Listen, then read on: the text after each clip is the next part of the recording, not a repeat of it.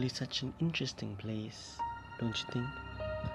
So many different movements, shapes, and sounds are out there, and I'm obsessed.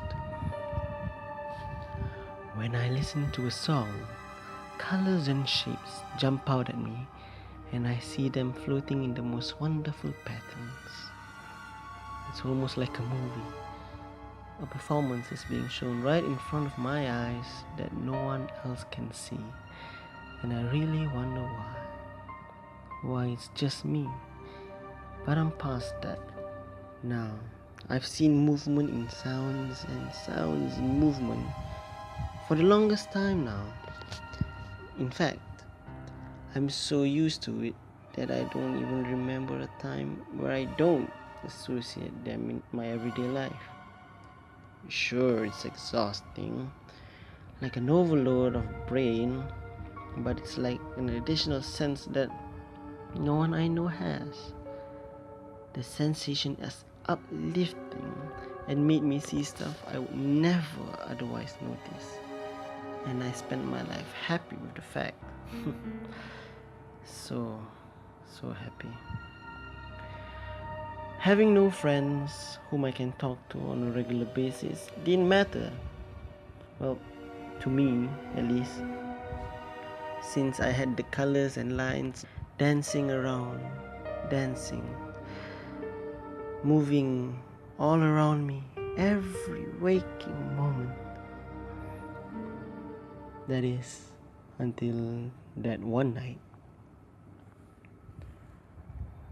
One night, I got so horribly famished that I decided to walk outside and buy some burgers at the other side of the residential area. Halfway through a quiet alley, I suddenly see black. Not like a line, or even an object like I'm used to. Hell, it didn't even move. It's like someone dripped some black watercolor on a painting. It's just there. And even though it wasn't moving, it seemed like it was beckoning me, telling me to follow it. And its opacity was intriguing. Now you might say, you've seen stuff like this all the time. Why are you so fascinated now? Why, you ask? Well, first off, I've never seen a color like this before. It's simply black. One that's just there. It's the kind of darkness that would eat up all the light I've ever seen up to that point. And second, I think it called my name. How I heard a block of black calling my name is beyond me, but I did. And the voice was so familiar. Then, the vibrance I usually see swimming around me vanished. I looked back, and I saw it asking me, no, urging me to walk back into the main road. I turned around because I don't want to hang around near that black blob again, no. But when I tried to walk away, I felt like the black blob stretched its mass and pulled me towards it. My feet were moving forward, but the world didn't feel like it. I tried to run towards the mouth of the alley, but it got further and further away. With every step I made, the entrance doubled its distance until I finally felt something akin to tentacles, long, slimy, wrapped around my legs, dropping me to the road, preventing me from moving. I look back and I see that the black blob is getting closer to me. It got bigger, filling out the alleyway.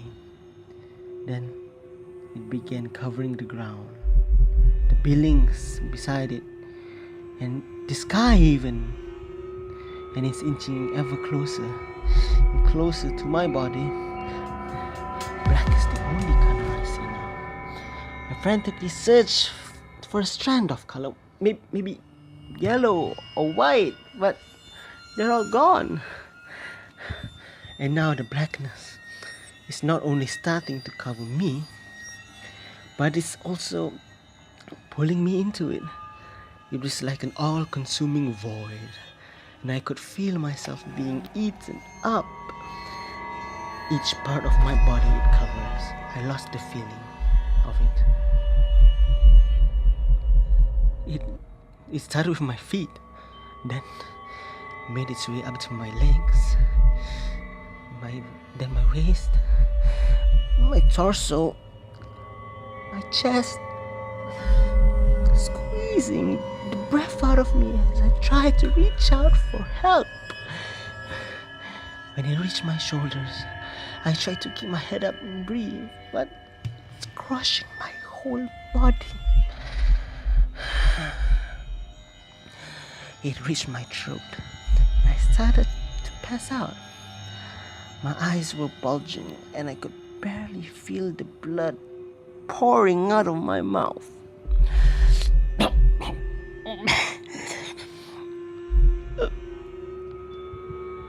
Then that was when I thought of giving in, thinking, why suffer when I could die and be released from the agony?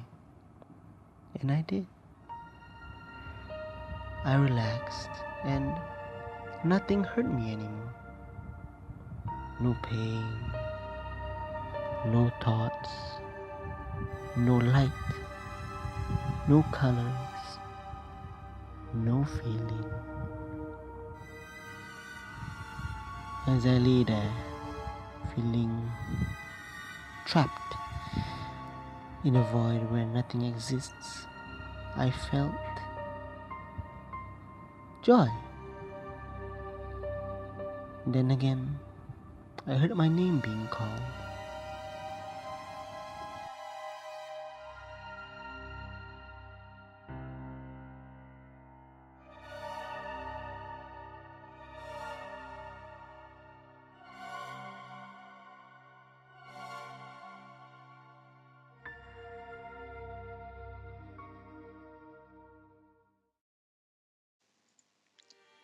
Hello, my name is Catalina. I am about to tell you a story of Sonia Canetti who died in a tragic way, but no one knows how and why. The title of the story is called Sorcière de l'amour, or in English we would say The Witch of Death. And let's begin. Some people believe in ghost stories, fairy tales and so on, but some people don't.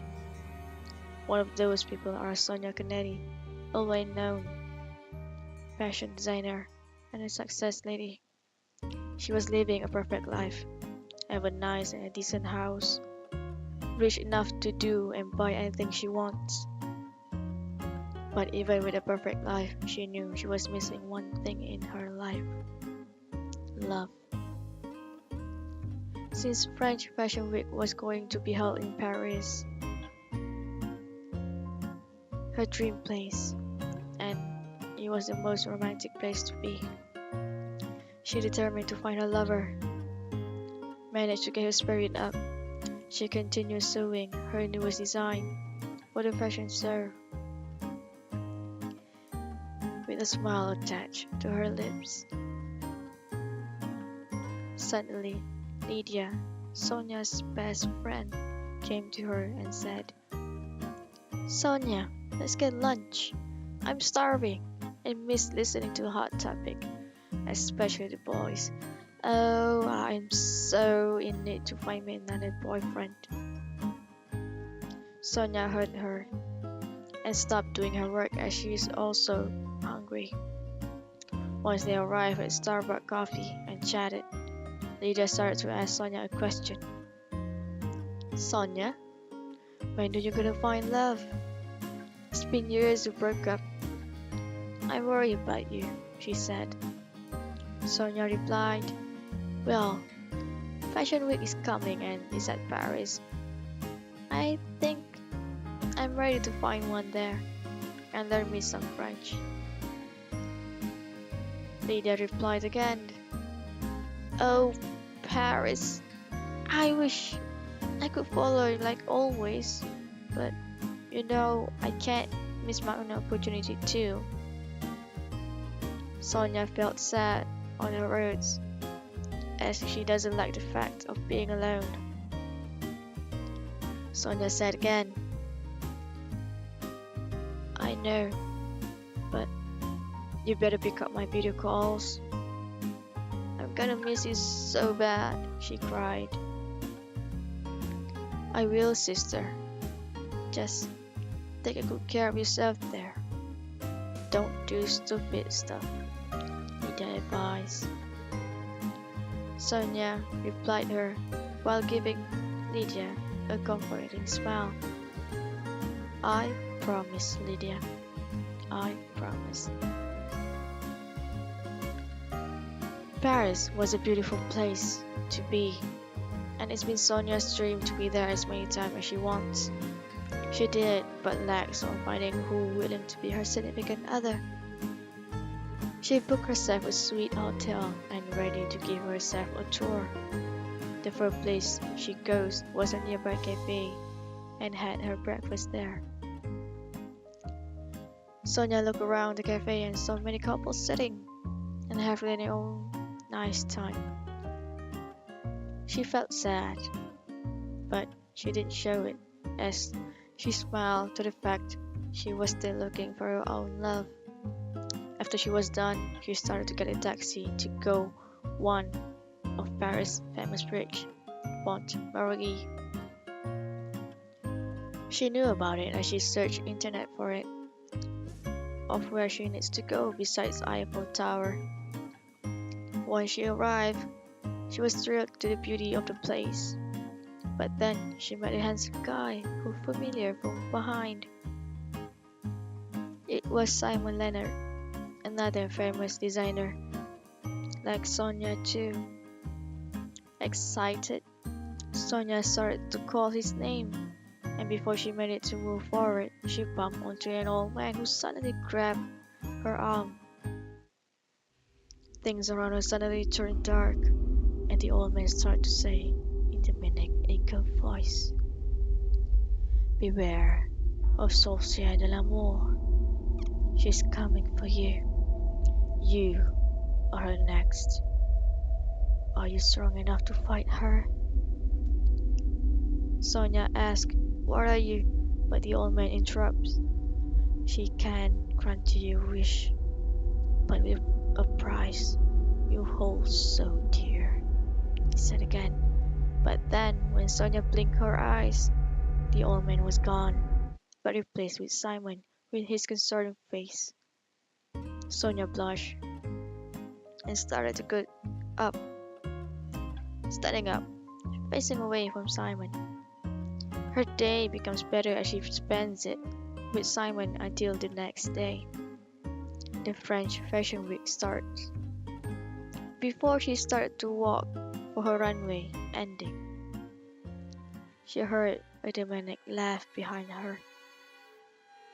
Sonia turned around to see a lady in a robe with a black mist floating around her. Bonjour, Sonia Canetti, the woman greeted. Sonia asked her, who are you? I need to go for the runway. One wish with a price, the woman said. Sonia instantly remembered what the old warned her. And Sonia asked the woman, you, the Sorcière de l'Amour? The witch, or the woman replied, I am the witch of death, but only to the ones who deserve it. Sonia asked, and she started to feel annoyed as she said, if I made a wish, will you let me go for the runway? The witch replied with a smile to her lips and disappeared into thin air. Sonia, without hesitation, continues to the runway. On the next day, she woke up with a call from Simon, asking her for a date. At first, she hesitates, as she remembered of last night's encounter. But then, she goes along with it as the whole day she gets what she wanted, a lover. As days goes by, during her date with Simon, Sonia saw another woman flirting with Simon. Driven with jealousy, she met with the woman privately by pretending wanted to hang out with her. Without the woman's knowledge, Sonia put a poison in her drink. Sonia walked up to her and smiled devilishly while waving goodbye, right exactly before the woman died. As the night arrives, Sonia is sitting in her bed, alone, while drinking her wine. But then, she felt a familiar presence. Time for payment, the witch said, as she appeared standing in a shadow. Sonia asked to her, "How much do you want?" and grabbed her purse.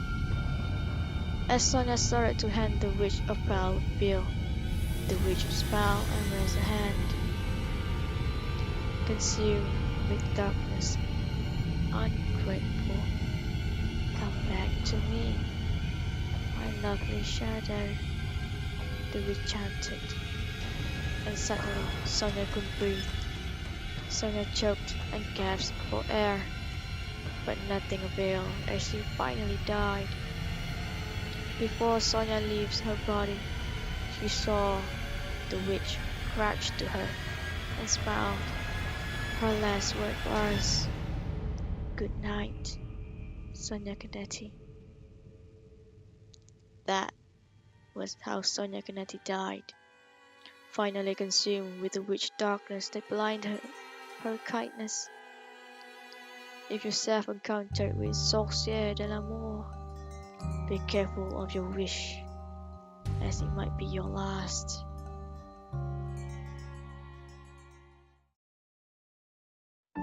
Friendship is a relation that exists between two people or more. It is a feeling of respect, comfortability, trust, and so on.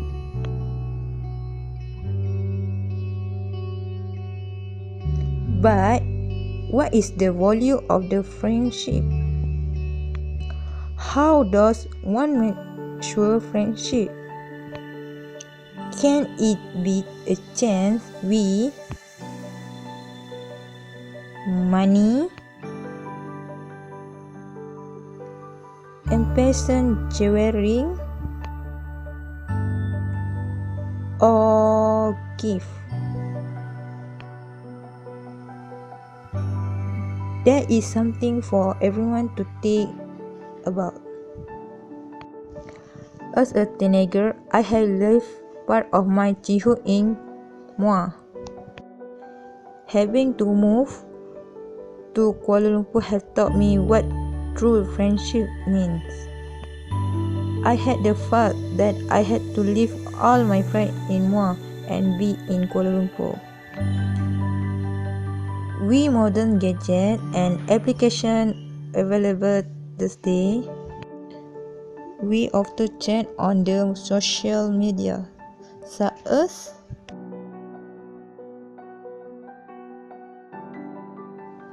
WhatsApp, WeChat, and so forth. The application have brought us closer despite the distance. Is that amazing? My friend also shares tips and notes on school subject, and wherever I am in more, I just cannot wait to meet them. Well, as the saying goes, absent met the heart rock folder. In friendship, one must trust the other wholeheartedly. One does not spot each other's secrets. When trust is in the friendship, they can pour their heart out to each other. Having someone to talk to confidently also help in the process of friendship and growing up, especially when that someone is having a family crisis. Apart from crush,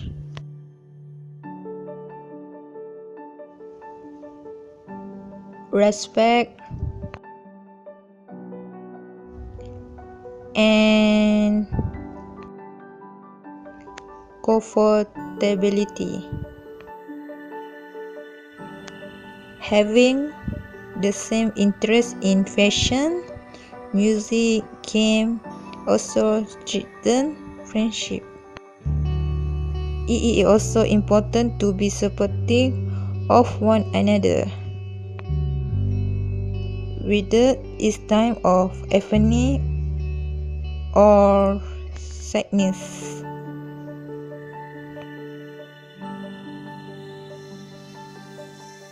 A friend is always around to support each other. After living in Kuala Lumpur for about a year and a half, I have developed friendship with a few friends who share the same taste in music and fashion.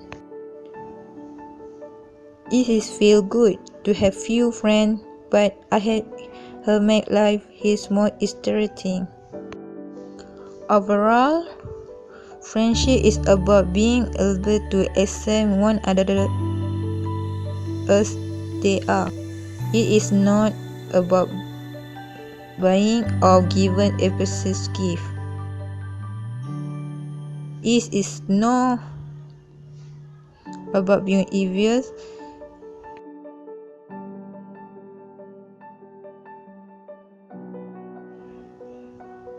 backstabbing, or having to compare one another. Friendship is a relationship that is nurtured over years, not overnight. I am glad that I have a handful of close friends. Ever thought they are far away from me? Moving to Kuala Lumpur has taught me that life is like a spinning wheel. We make new friends and maintain the old ones, and it is the process of making new friends that make us wiser and matches. And who say that living in Kuala Lumpur is boring?